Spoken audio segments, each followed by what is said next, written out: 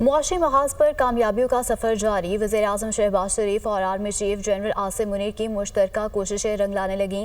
عالمی بینک نے پاکستان کے لیے 10 سالہ کنٹری پارٹنرشپ فریم ورک کے تحت $20 ارب دینے کا وعدہ کر لیا۔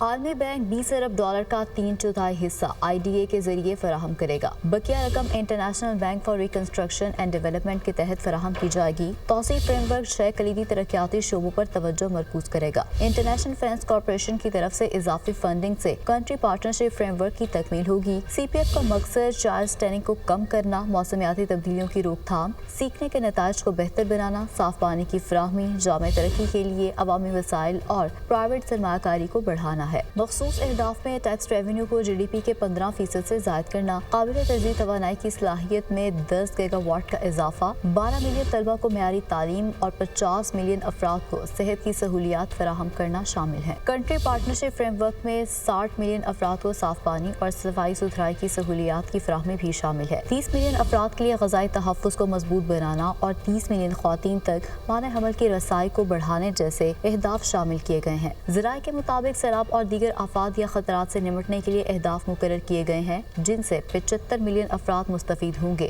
10 سالہ کنٹری پارٹنرشپ فریم ورک کی منظوری کے لیے 24 میں سے 19 ڈائریکٹرز نے پاکستان کے حق میں ووٹ دیا۔